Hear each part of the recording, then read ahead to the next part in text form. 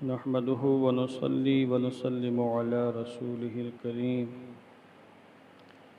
إن الله وملائكته يصلون على النبي يا أيها الذين آمنوا صلوا عليه وسلموا تسليما اللهم صل على سيدنا مولانا محمد وبارك وسلم صلاة وسلاما عليك يا رسول الله صلى الله تعالى عليه وسلم۔ ماہ رمضان کے مخصوص درس قرآن میں نے اب تک 4 آیت کریمہ کی تفسیر بیان کی ہے سورہ بقرہ کی، جن میں اللہ تبارک و تعالی نے روزے کے بعض احکام بیان فرمائے ہیں اور اعتکاف کے بھی بعض احکام بیان فرمائے۔ اور جیسا کہ میں نے عرض کیا تھا کہ میں ان آیت کریمہ کا انتخاب کر کے درس پیش کروں گا جن میں اللہ نے روزوں کے اور زکوٰۃ کے احکام کو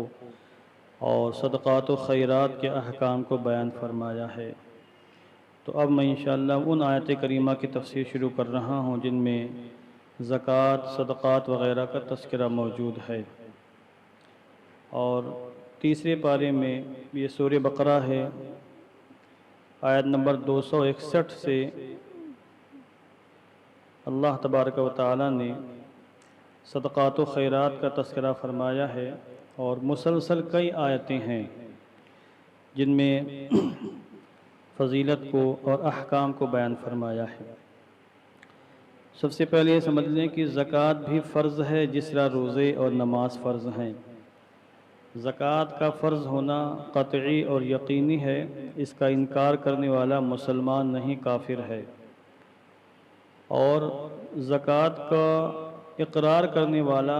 زکوٰۃ دینے سے انکار کرے، زکوٰۃ کو تو فرض مانتا ہے مگر دے نہیں رہا ہے، تو فاسق و فاجر ہے، مردود الشہادہ ہے،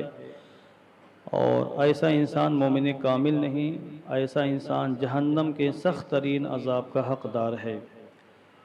قرآن کریم میں اللہ تبارک و تعالی نے بے شمار مقامات پر نماز کے ساتھ زکوٰۃ کا ذکر فرمایا، اور کئی مقام پر تنہا اس نے زکوٰۃ کا ذکر فرمایا ہے۔ 30 سے زائد مقامات ایسے ہیں جہاں اللہ نے زکوٰۃ کا ذکر فرمایا ہے، اور اپنے بندوں کو زکوٰۃ دینے پر طرح طرح کی بشارتیں دی ہیں، اور نہ دینے پر طرح طرح کے عذاب سے ڈرایا ہے۔ یہاں تک کہ ہمارے فقہاء، علماء، محدثین فرماتے ہیں کہ جو شخص زکوٰۃ نہ ادا کرے اس کی نماز قبول نہیں ہے۔ 3 چیزیں ایسی ہیں جو دوسری 3 چیزوں سے وابستہ ہیں۔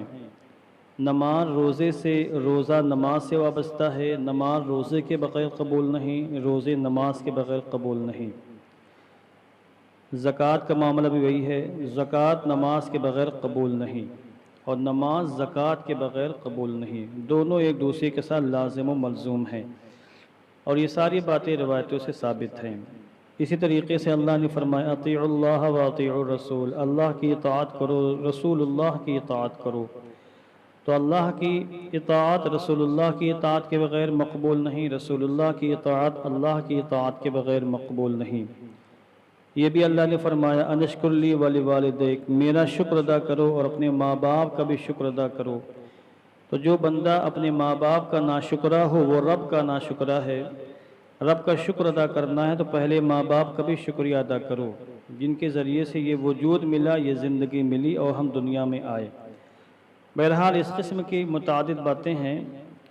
اور جس طرح روزے 2 ہجری میں فرض ہوئے ہیں، زکوٰۃ کا حکم 2 ہجری میں فرض ہوا ہے۔ اب یہاں آپ آیت کریمہ دیکھیں اللہ نے کیا ارشاد فرمایا۔ یہ سورہ بقرہ کی 261 آیت نمبر ہے۔ اللہ نے ارشاد فرمایا مثل الذین ينفقون اموالهم فی سبیل اللہ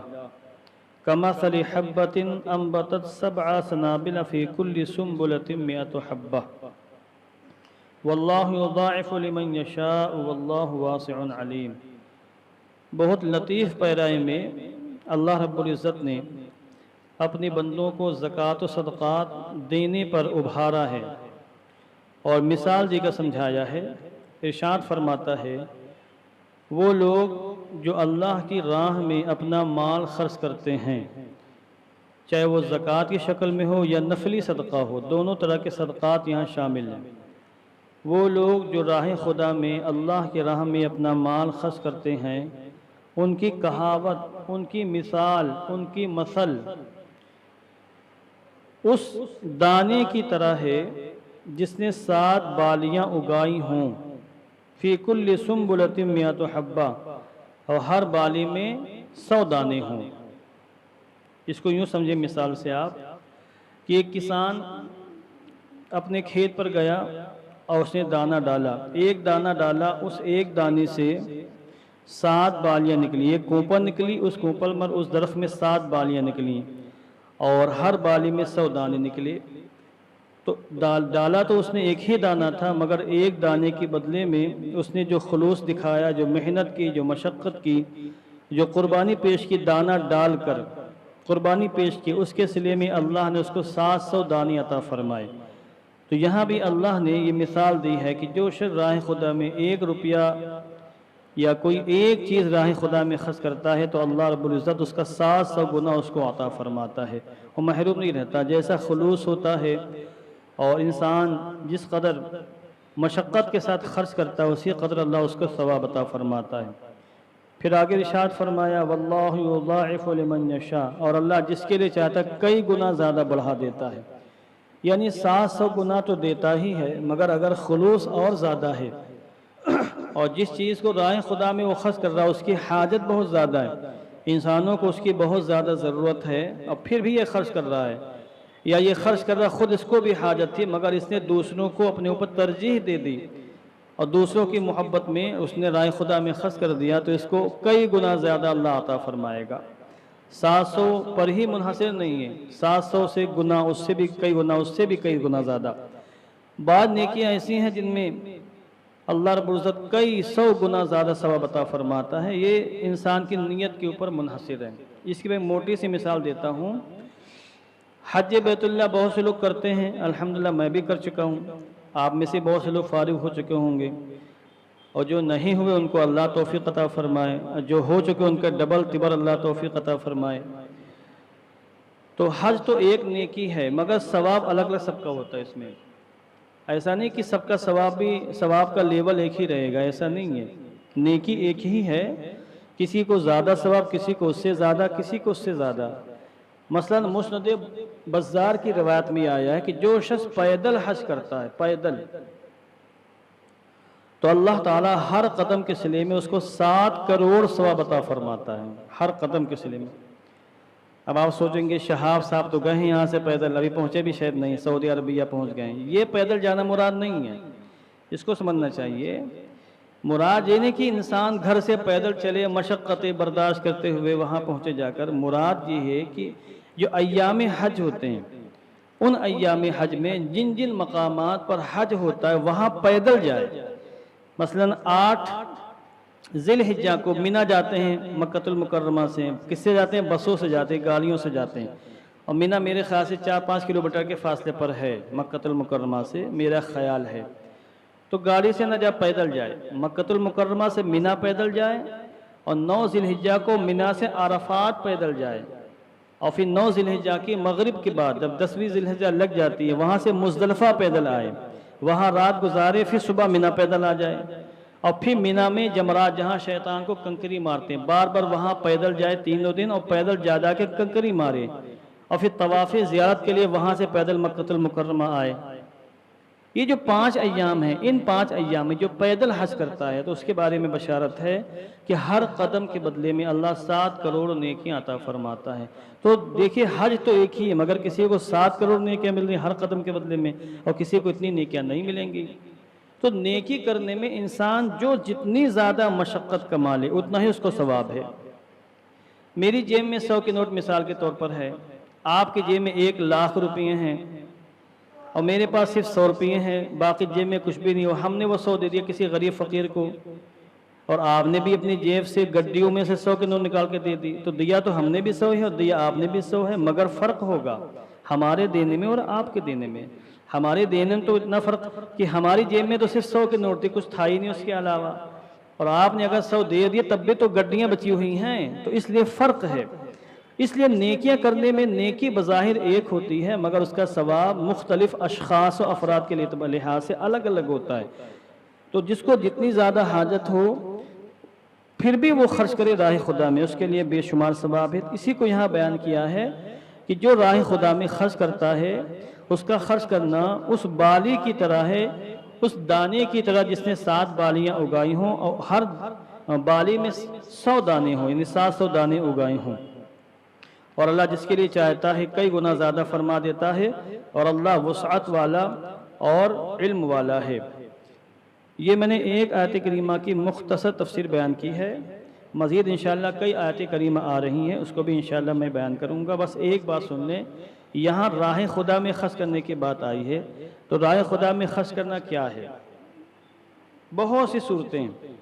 مسجد میں دینا یہ راہ خدا میں دینا ہے، مدرسے میں دینا یہ راہ خدا میں دینا ہے، کسی غریب کو کھانا کھلایا اللہ کی رضا کے لیے یہ راہ خدا میں دینا ہوا، کسی ننگے کو کپڑا پہنا دیا یا کسی غریب کو کپڑا دے دیا یہ راہ خدا میں دینا ہوا، کسی غریب کی شادی تھی اس کے پاس پیسہ نہیں تھا آپ نے امداد کر دی یہ راہ خدا میں دینا ہوا،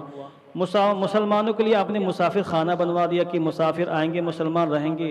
اور پریشانی ان کی دور ہو جائے گی یہ راہ خدا میں ہے، شفا خانہ بنا دیا، مطب بنا دیا یہ راہ خدا میں دینا ہوا، کسی علاقے میں کوئی ڈاکٹر مقرر کر دیا کہ یہاں غریب فقیروں کی تم جو ہے مفت میں علاج کرنا یہ راہ خدا میں دینا ہے،